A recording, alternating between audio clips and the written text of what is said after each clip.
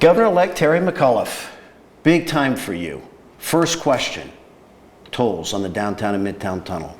Give us the scoop on what you plan to do. We'll have an announcement very shortly. During the campaign, I promised this was a top priority. Obviously, very concerned about the folks in Portsmouth and their ability to move around. And listen, I don't want to be a Monday morning quarterback. That is not a deal that we would negotiate under the McAuliffe administration. It is what it is. We have to honor our commitments and our deals, but it's not a great deal. I'm going to do the best I can, and Secretary-designate Aubrey Lane and I have spent an enormous amount of time on this topic, and we will have an announcement very shortly. Are you able to take the maintenance part of the contract, take it out, which is about, I think, $800 million, and at least reduce the tolls? Is that the direction you're going? Until I'm governor, I don't want to put out our proposals. In fairness, I'm not in for 5 more days. We will, but I will honor my commitment. We will have an announcement on tolls very quickly. Governor McDonald says you better understand the importance of 460. I asked him about this, that you weren't completely sold on 460. Have you had a change of heart on the importance of 460 and not taking the money away from that to put towards the tolls? First and foremost, I understand the issues on 460, unlocking the port, evacuation routes. I understand all the issues. The concern I have always had is we have spent tens of millions of dollars on the project and we don't have final permit approval from the Army Corps of Engineers. I just, as a general rule of thumb, don't believe we should be spending our precious taxpayer dollars until we're absolutely convinced we will get the permitting. I hope we get the permitting done, but that's not the case as it exists today. Would you take money from that and put it towards reducing the tolls on the downtown and Midtown? I have no plans to do that. No plans now to do that, and that's what the governor had told me, that you had hinted at the possibility of doing that, but you are absolutely opposed to doing that. No, I don't know where that came from. I've never said that. My issue always had been on 460, the Army Corps of Engineers. You have 2 pieces that are being worked on, as you know. The middle piece, which is the key connector piece, they don't have permit approval for because of the wetlands issue. I just would not want to see to the point where we don't ultimately get the Army Corps of Engineers approval and we have wasted money on a project that can't be completed. As governor, I got to protect that taxpayer dollar. Got it. ERC employees, I reported yesterday, do not have to pay the tolls, and everyone else does. Do you have a problem with that? That's the first I've heard that. I will talk to Aubrey Lane about it. I believe that everybody should be paying tolls. 120 employees at ERC do not have to pay the tolls. And we did a story on it yesterday, and some people just think that's fundamentally unfair. Well, I'll look at it. This is the first I've heard the issue, and I'll talk to Aubrey about it. And obviously there's a reason behind things that are being done. But do you fundamentally agree with that is fundamentally unfair? That you're having all these other people, many poor people, having to pay all these tolls, and then the people who are building it don't have to pay the tolls. Yeah, fundamental fairness issues, I couldn't agree more. And so I'll look at the issue. I just don't have it in front of me today, and I'll talk to Aubrey. I promise it'll be a top priority of mine to look at that. Governor McDonald's big thing was transportation. What's your big thing? What do you want your big thing to be during the next 4 years? Andy, I think at the end of 4 years, if you say Terry McAuliffe grew and diversified our economy, prepared Virginia for 21st century. And that's why I've spent a lot of time in the Hampton Roads region. I think we have tremendous opportunities to become leaders on cybersecurity, nanotechnology, biolife sciences, data, big analytics. We already have all the military assets down there. We have the deepest port on the East Coast. The Hampton Roads region has such a potential. And I've said this to all the mayors down there and the 7 mayors, you have to begin to work together collectively as a region. We can't have different cities, and Portsmouth can't be against Newport News, against Norfolk versus Virginia Beach. When we work together with all the assets, the colleges, the universities, the military, the port, the tourism, all the assets that we have, we can compete globally with anybody to bring business in. There is a bipartisan ethics reform agreement, roughly proposed 250 individual, that's the limit, and all immediate family members must report gifts. Will you sign that bill? Well, first of all, they came and briefed me yesterday. I'm doing an executive order for myself. Mine is much more stringent. I have a $100 gift ban on myself, my family, and every member of my administration. We're $100 top. They came and presented to me. I like the progress that they've made. We haven't heard from the Senate yet. So I want to talk to the Senate leadership, but clearly we need to get ethics reform done in this session. I feel very confident that we'll get it done. Today, the Mental Health Task Force meets. Senator Creed Eads, I've emailed back and forth. He wants a 24-hour emergency custody order. Now it's 4 hours with a 2-hour extension. Do you support that? You bet I do. Doesn't that make sense? You bet I do. Why isn't it that way now? Well, listen, this is one of the things that we're going to change. Unfortunately, tragedies bring about, highlight issues that have glaring problems with it. So the issue on mental health, the system doesn't work today, Andy. We know that. We've got to fix it.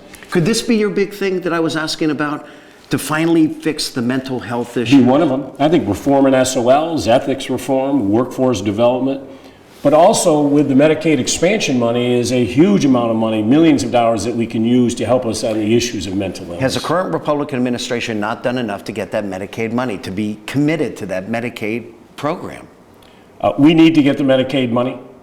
As a businessman, first of all, I want everybody to understand that we can provide health care for 400,000 Virginians today. It is 100% paid for, 100% by the federal government. We are paying our taxes in.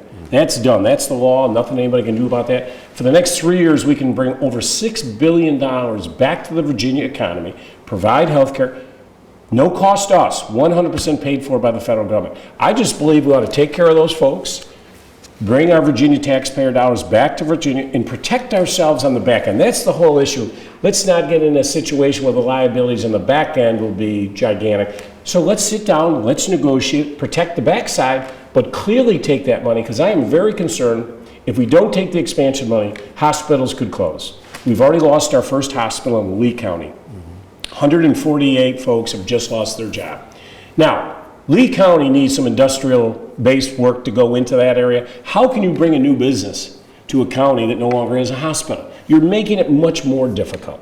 So I worry about the job losses, and I think the opportunities that we have with 100% money paid for by the federal government, that we can create new jobs, provide health care for 400,000 of our citizens.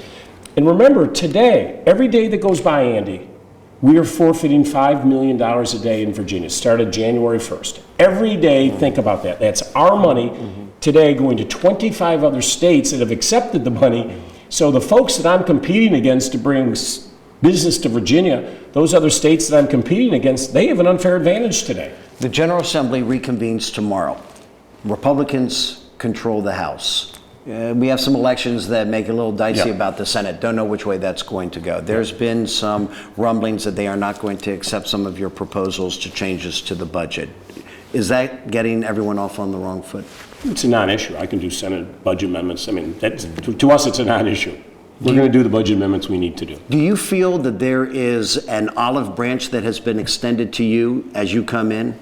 After a very grueling campaign that many people thought was very nasty and negative on your part. Listen, all campaigns are tough. That's, that's the business it is. But now we're done with campaigning, now we're into governing.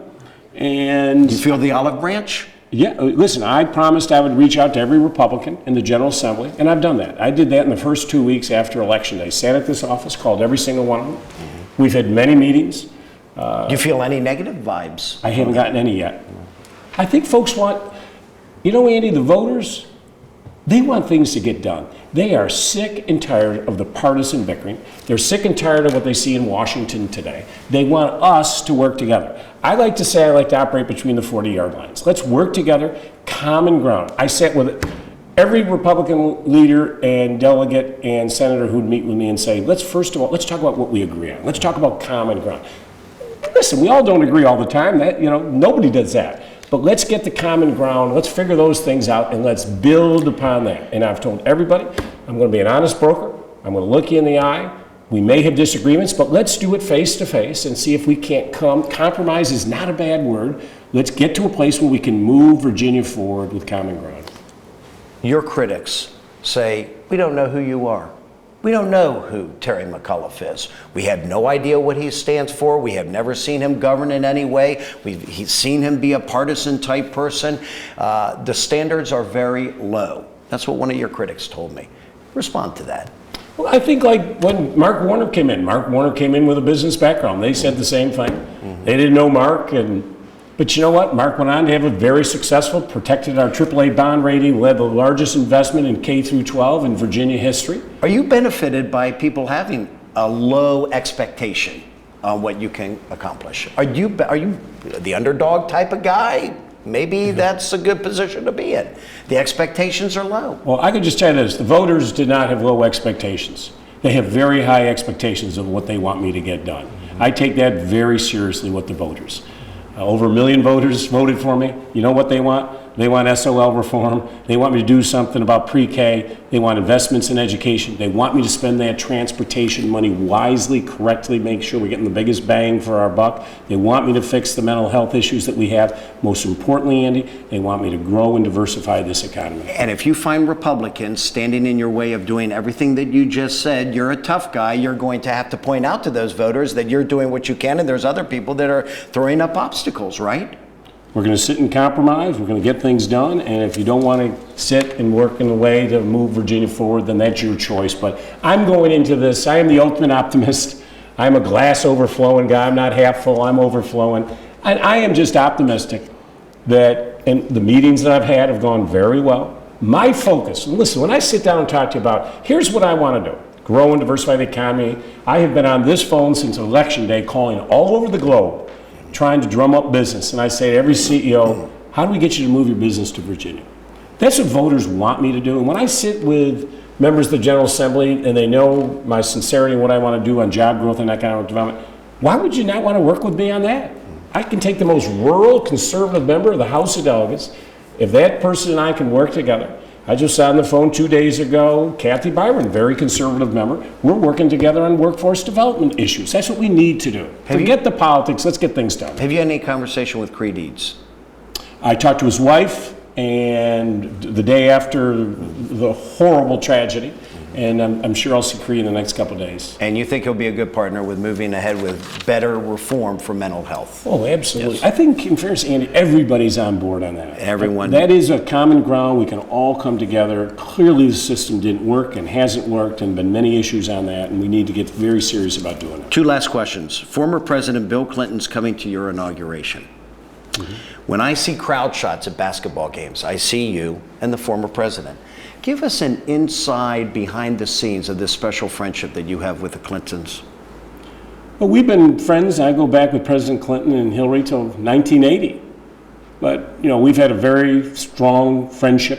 We've vacationed together for years. I can't say enough of the Clintons have done for my family and the friendship with all 5 of our children. But it's a real friendship. I mean, we're best friends and have been for a long time. And we love to talk sports and politics and life, and we've traveled the globe together and done a lot of different things. I've been on the board of the foundation for many, many years. And, you know, I respect the Clintons so much for what they have done. And you look at those 8 years of President Clinton, what he did in office with the greatest economic expansion in modern history, 22 million new jobs, inherited record budget deficits, left office with huge surpluses, worked with Republicans. He and Speaker Gingrich negotiated deals. They got things done. That's a good model. Do you talk often with him? Frequently. What do you talk about? Well, every day is something different. I mean, it could be I hope I'll talk to the president today. We may actually talk about last night's ball game. I mean, you know, different things. And, you know, he helped campaign for me. Do you laugh a lot with him? You have a very unguarded friendship. Oh, totally. Yeah, we have a lot of 2 guys sitting around talking sports, politics, life. We talk about everything. Do you go so far to say he's probably one of your best friends? I do, yeah. And that has been beneficial to both of you. Yeah. I know. With that in mind, Bill Clinton at the gathering in Norfolk said, "I love Terry McAuliffe." I know you remember that moment. It was a very pregnant pause, very dramatic moment about how much he believes in you. Bill Clinton says that you have a great family and that you are a great dad. Give me Dad 101 from Terry McAuliffe. Dad 101, no matter how busy I have always been, and I've done a lot of interesting things in my life that have taken me all over the globe, I've always made it a high priority. I very rarely have ever missed one of my kids' ball games. I've tried to rearrange schedules to do what I need to do. Sometimes I drive him a little bit because I video. If you talk to my wife, I video everything. Do you yell a lot? No, no. Cheering. Are you a cheering dad? No, I'm a cheering dad. But, you know, and then every Christmas, I video the whole year and I organize it on discs, all very structured. And then on Christmas Day, we watch the whole year in review. I make the children do it for 3 or 4 hours, you know. But, you know, listen, Like any parent, I love my children. I want the best for them. I spend a lot of time with them. You know, I get them going. Dorothy, I'll come in late at night. Dorothy's about ready to get everybody settled down. And I, of course, come in and get everybody revved up. But, you know, I mean, and listen, what I take tremendous pride in is that I've instilled in my children that, you know, you need to give back. And I'm very proud of my children. Two of my children worked in the Mideast over in Palestine for a summer. And they've all done different things to give back to help other folks. And that's one thing I take tremendous pride in, what my children, all of them involved in community service events. And that's why, Andy, the other day, to kick off the inaugural, we did a day of community service. We had 1,100 people do 80 events all over the Commonwealth. Dorothy and I were at a women's facility that gave out clothing to women who could not afford to buy their own clothing. And then we went to Abington for a food bank.